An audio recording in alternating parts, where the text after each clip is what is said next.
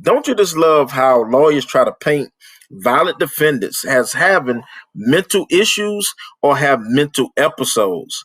Well, this violent defendant had 12 misdemeanor convictions and 4 current pending convictions, 6 felony convictions, prior revoked probations, a long history of violence, and has done heinous acts while in jail.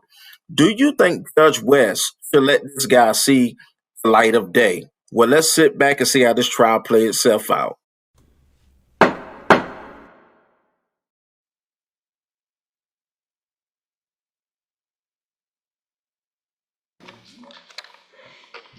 All right.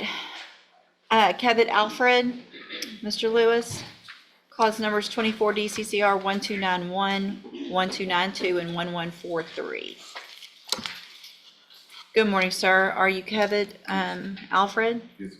Mr. Alfred was previously in court, entered pleas of guilty in 3 cases, 2 assault on a peace officer, 2nd-degree felonies, 1 harassment by a person in a correctional facility, a 3rd-degree felony. I've received the pre-sentence report. Has everyone had an opportunity to review that report? Madam Judge. Any additions or corrections to that report? And in addition, I have received a packet that you all should have received also of incident reports from the Jefferson County Jail. Have you also had an opportunity to review that? Yes, sir. All right, and it looks like the agreement was for a cap of 15 years in prison in each of these cases with dismissals in the other, is it 2 or 3 cases? 3, okay. The obstruction or all 3 obstruction or retaliations would be dismissed, correct? Correct. Okay. Mr. Lewis, you may proceed. Judge, this is a situation where my client suffered from some severe mental health issues.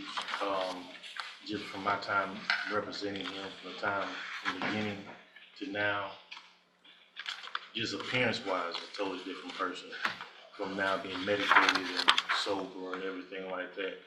He definitely suffered from some substance abuse issues, which I believe comes from the self-medicating. But I believe when he's going through these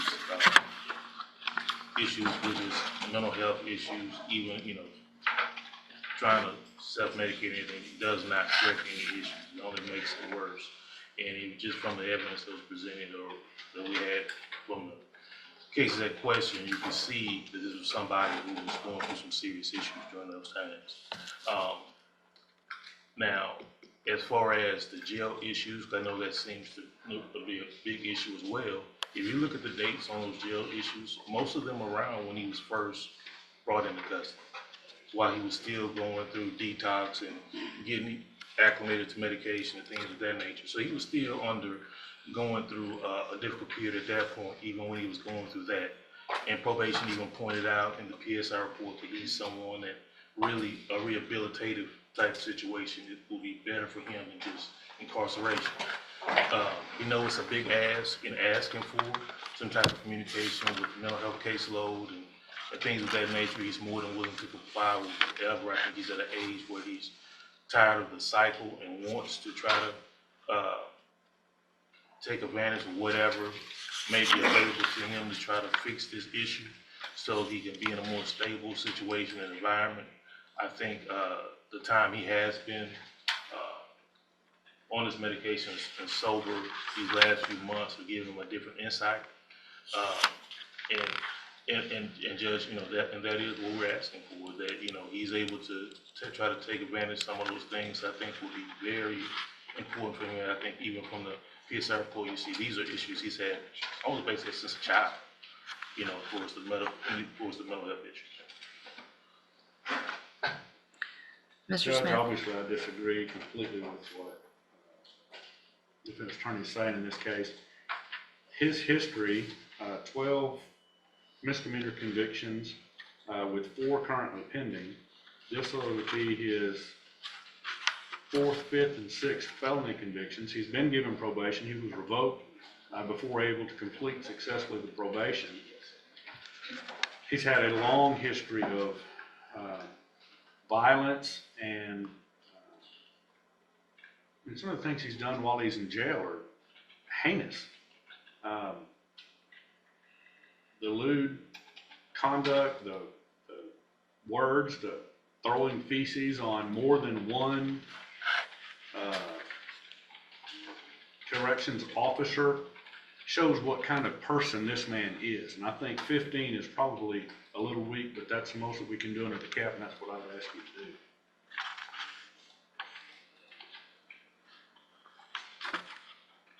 Mr. Alfred, do you have anything to say, sir? No. So, Mr. Alfred, your attorney makes some good arguments because, and I see the dates, and I do think that there's been a change, it seems like, in the jail since you've been on some medication. The issue with me, for me though, is that you've had some opportunities to get some help in the past. You were given probation, that was revoked. You got out of prison, you reoffended, got a 6-year sentence, and couldn't have been out very long when you did what you did here.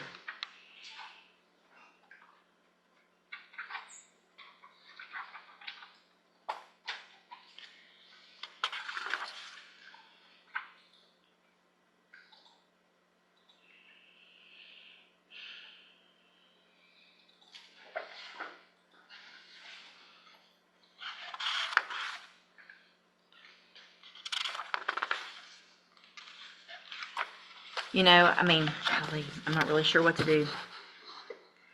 Because Mr. Smith is right. I mean, you deserve every bit of 15 years for what you've done. You really do. What you did to the officers, what you did in the jail. I guess what is sticking out for me is that all of that nonsense in the jail stopped when you started taking medication in the jail. So, do you agree that you need medication? Yes, man, that's another thing that I wasn't able to get my medication when I got out of teases. So it was like I was dealing with society, just didn't. And like my mind was playing tricks on me. So and once I got medicated, I even feel like I know what's going on.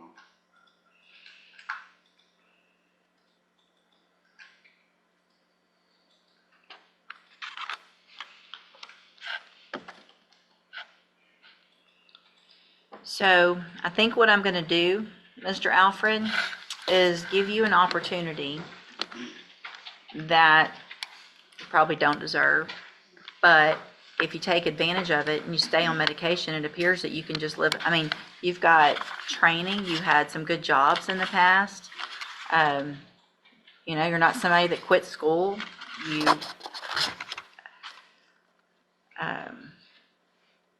just need to stay on your medication. And what I'm going to do today is give you an opportunity to do that, and I'm going to give you some tools up front to hopefully help you do that. I can assure you that if I do this today and you don't follow through with what you're supposed to do, I would anticipate that Mr. Smith will remind me of this, and he probably won't even have to. But here's what I'm going to do. In each of your cases, I'm going to find that you entered your pleas of guilty freely and voluntarily. I'm going to find sufficient evidence in each case to find you guilty. In cause number 24, DCCR 1291, I'm going to defer all proceedings and place you on probation for a period of 10 years. You will be ordered to follow all of the rules and conditions of probation, and I'll talk about some of those specific ones in just a minute. Cause number 24, DCCR 1292, also find sufficient evidence to find you guilty. However, I'm going to defer all proceedings for a period of 10 years, place you on probation. Cause number 24, DCCR 1143, also find sufficient evidence to find you guilty. However, I'm going to defer all proceedings, place you on probation for a period of 10 years. In each of those cases, I'm going to order a $250 fine. I'm going to order in each of the cases that you enter and successfully complete the special needs track of SafeP. That gives you help for two things: the drug abuse that you're using when you're not on medication, and also it'll help you stay on your medication, and you'll get counseling for all of that. So you're going to have all of the tools that you need when you get out to be successful, stay on your medication, stay out of trouble. And if you don't do that, the reason I deferred these cases instead of a straight probation where you were convicted is because in 2 of those cases, if you violate, I can sentence you anywhere in the range of punishment, which is up to 20 years. So that cap of 15 years is gone. I have the whole range of punishment. You're ordered to comply with any and all recommendations of MHMR, whoever you end up with when you get out of SafeP. That includes if they say you need medication, you have to take medication. If you stop taking your medication, it's a violation of your probation. You're going to be back in here. You're going to end up going to prison for a long time. Do you understand? If you get to SafeP and for whatever reason, you think that it's going to be a good idea to act up in SafeP the way that you acted up in our jail, you will be back here on a motion to revoke before you ever hit the streets. Do you understand? It appears that that shouldn't be an issue. You haven't had an issue since June of last year and you got on medication, but I want to make sure you understand that you have to treat everyone with respect, follow the rules in our jail and SafeP, and then you should be able to get out and again, have the tools and the resources. You'll be on probation, you'll get to go to Spindletop. There won't be any excuses of, I couldn't get my medicine and stuff like that. Do you understand? Do you have any questions? I'm handing you the trial court certifications in each of your cases that shows these were agreements that I followed, and so you waived your right to appeal. I wish you the best of luck, sir. Thank you, Mr. Smith, Mr. Lewis.